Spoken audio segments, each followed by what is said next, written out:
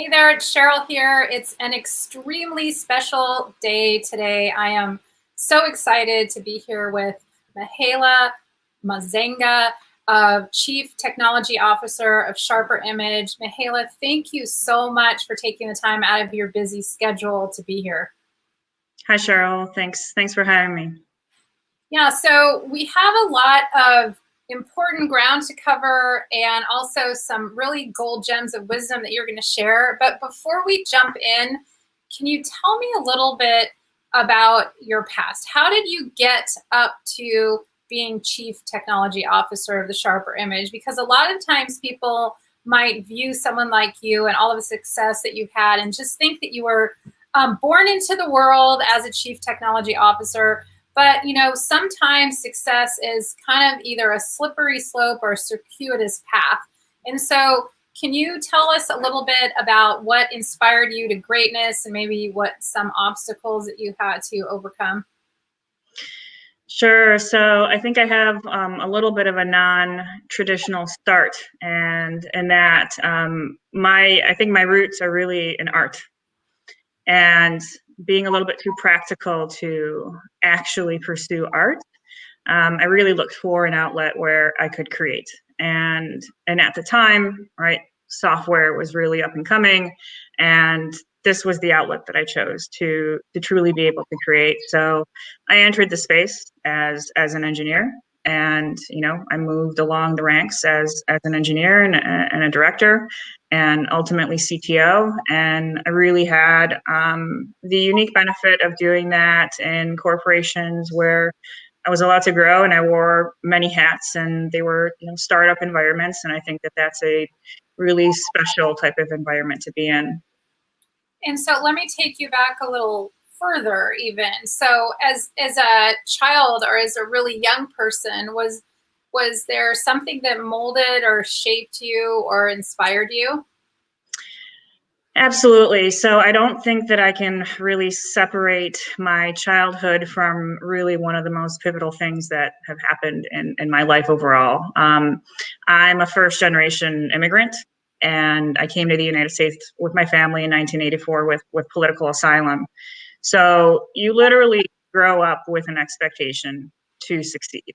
And the entire motivation around immigration beyond asylum is that opportunity to succeed. And even as a child, I feel that you live and breathe that, and especially in my case. Mhm. So I can't separate that from the drive that I have, because it's absolutely a major part of my life. Mhm. And has it always been a positive influence in your life, or sometimes it's challenging, or what's your view on that? Absolutely positive, of course. Challenging, right? Because there's a very high expectation, and you don't want to let your family down on those expectations. So as a young child, I think that was a little unsettling. But as I continued to mature into that expectation and that understanding, I really embraced it. Yeah. So thanks for sharing that. And if anyone watching has some questions, or if you can relate to not wanting to let parents or let someone down in your family, or questions about anything else, please be sure to drop a question for Mihaela. And so moving forward, then what about your ascent to being a CTO? Was it kind of smooth sailing, or did you have an experience that was maybe a bump in a road? And can you share a little bit about the mindset, if so, the mindset that was required to keep going and really be resilient? Sure. So I'm not really one that likes to dwell on the past. I think my experiences have shaped who I am today, and I wouldn't go back to change them. So I think your environment does truly drive the decisions that you make, and it'll drive the allies that you need or don't need in that particular instance. So if I've struggled with anything over time, especially in technology, it has really been determining over many years what it would truly take to succeed. And I found that the quality of my work ended up just speaking for itself. And with that, you build trust. And with that, you build your allies, and with that, you build your success. But it's really you, right? At the end of the day, that has to drive that individual journey. And you can't expect too many others to really contribute to that in a meaningful way. Mm-hmm. So on mindset, for me, it's really honesty and transparency, especially with myself. Realignment with my goals, both on a personal and business level. And I think that sometimes you really have to ask yourself about what you're doing, whether that's on a personal or business level, and whether that's bringing value into your own life or to the organization. And sometimes, right, that investment doesn't work out. And you have to be honest and transparent with yourself, whether you need to take a different step or what that next step needs to be. And from there, you make that choice and you keep moving. Yeah, so it seems like what I'm hearing is that it's a fluid process. Is that the honesty and transparency with yourself is very important, and also taking some personal responsibility, and to understand that you just might be all in, and maybe being all in doesn't necessarily guarantee your success, but you need to be all in anyway, and then maybe choose a different path. Absolutely. Absolutely. I think, again, the investment that you make may not translate exactly how you envisioned that it would. And sometimes you make smaller investments that end up paying off a lot more than the larger ones. Mm-hmm. But it shouldn't hold you back from going for it. No, most importantly, you do need to keep moving forward. Yeah, and I love what you brought up about the personal responsibility. So really being honest with yourself and what do you need, what do you want, what is best for you now, and really going after that. So also, is there something that you can share with the listeners that has really enabled you to, be successful, up to this point? And when it comes to, making these decisions, these aren't easy decisions that you're talking about. And a lot of times, at least as my mentor says to me a lot, that common knowledge isn't always common practice.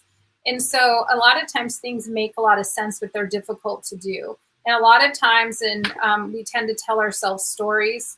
And so is there some advice that you can give, the listeners on how to really be bold in making these decisions? You use the word stories. And I think I want to bring up that it's important to understand a narrative, right, as events happen around you, but also understand that your journey isn't going to be the same as anyone else's. So you hear what success or struggles look like, especially for females, right, and especially in technology. And don't have an expectation that you're going to go out there and you're going to have that experience. It might be better and it might be worse. And my suggestion is to not walk into that opportunity with any bias, whether it's positive or negative, right? It's a brand new opportunity. Take it at face value and prove yourself through your work and through that process. Because if you do walk into it with bias, and there is a lot of narrative out there for females, and it might not be fair, right, to cast any negativity into a situation you're walking into, or any positivity, because it's going to be different than mine and it's going to be different than everyone else's. Mm-hmm. And or when you're referring to bias, are you referring to the bias that we might have towards ourselves?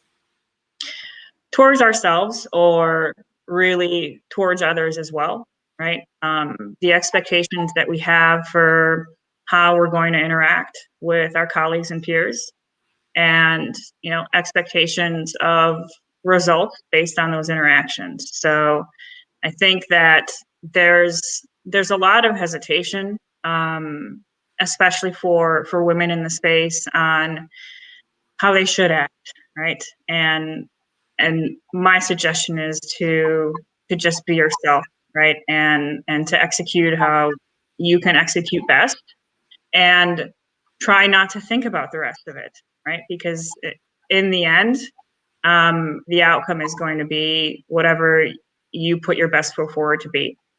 Mhm.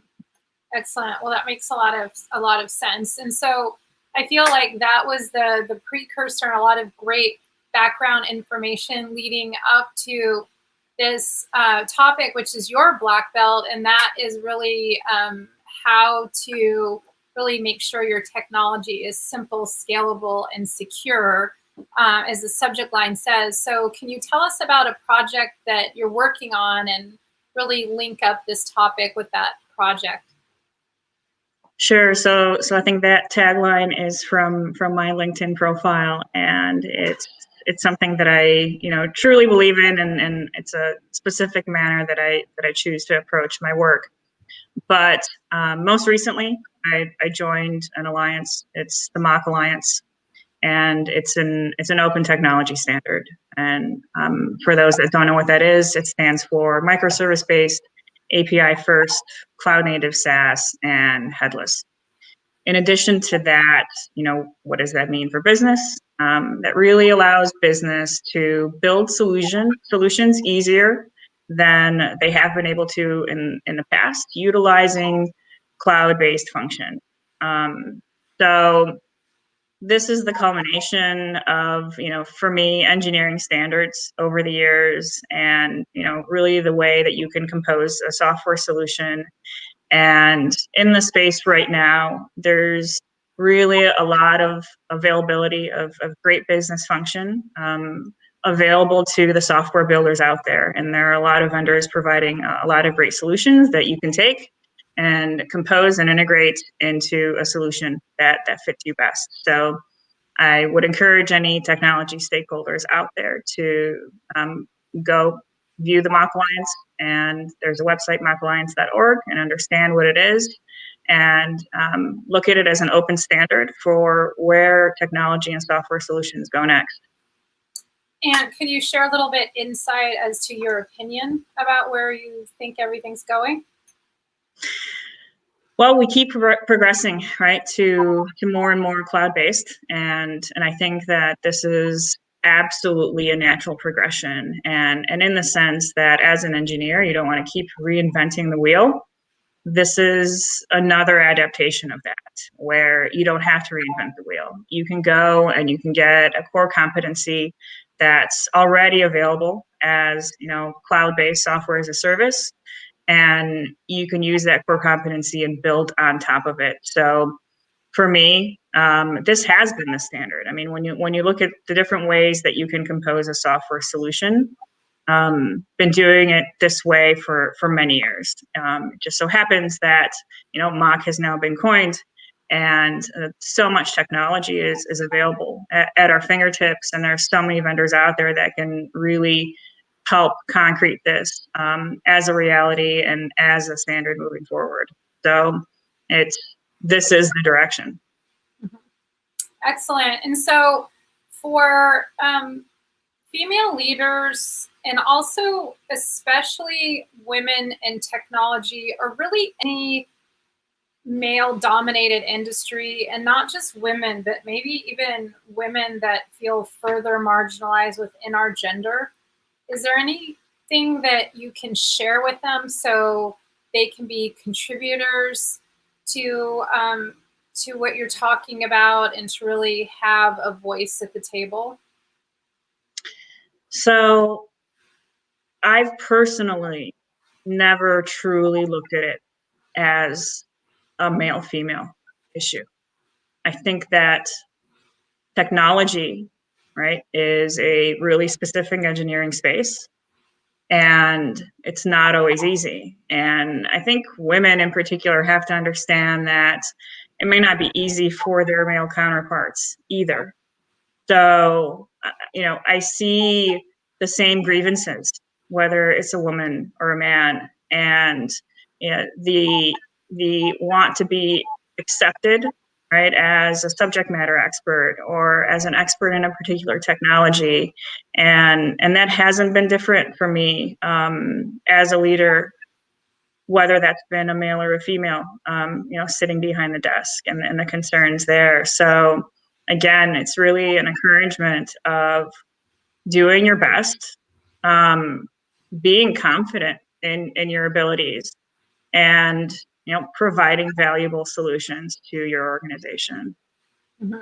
Yeah, being confident in your abilities. I love how you say that. And I just want to interject a little bit that a lot of times people might look at you and think, well, Mihaela was probably born confident, which may be the case, maybe not. But confidence is definitely a muscle that can be built. And, whether we're coaching individuals through it or large group facilitations, I mean, that is just something that we really focus on, because I love how you have brought up that it's really important that we take some responsibility, for ourselves and to really develop, that confidence. And it seems important to be in a space where it's, receptive and to really, do your part in developing yourself as much as you can. So thanks for reiterating that. Is there something that you would like to leave the listeners with, something that you'd like them to remind them of, so their day is a little bit different tomorrow because they've gotten a little bit different perspective? Oh, so I think that it might be cliche to say, and to build on what you said, I was the biggest introvert growing up, so I cannot say that confidence was a strong suit. But what I did have was drive, and again, I think that we need to focus on ourselves. You need to, get rid of the noise around you, whether again that's a narrative on expectations or what others think about you, and truly just focus on yourself and what it is that you want to get out of it. And I think that the rest will follow. The success will follow as long as you work on that success yourself. Mm-hmm. Yeah, and sometimes there's all sorts of free tools and resources too to do this. Sometimes it's a little difficult to sort through this on your own. So I'm glad to share some free resources on how to do that. It's just on my website if anybody's interested, at SherylKline.com. It's at the top, just a bunch of downloadable stuff and videos on how to fill it out, because that is really invaluable advice to think about: who am I? What do I need? What do I want? How do I get there? And also, how do I develop myself in a way? How do I improve? And I'm in the process of reading the 4 Agreements. I don't know, which got very popular after the Super Bowl because Tom Brady mentioned it. But, it's stepping out of victim mode and really into taking personal responsibility. And I don't tread lightly there, because I know some people's struggle in the past and currently is very real, and it's not fair. So I get that 100%. But the message that's coming out loud and clear is to really take that personal responsibility and develop yourself, and also start aligning yourself too with people that can support you. And I think it's Jim Rohn that said we are the 5 people, a culmination of the 5 people that we spend the most time with. So really aligning with a board of directors that if you're not getting it in one area, get it in another area, so you can get really built up and really focus on that, because it's important, but it's nearly impossible to do it on our own. So thank you for bringing that up. You are, the Sharper Image is just so lucky to have you. I feel really honored to have gotten to know you over, the past year, and I look forward to continue to follow you. Great. Thanks so much, Sheryl. I really appreciate your time here.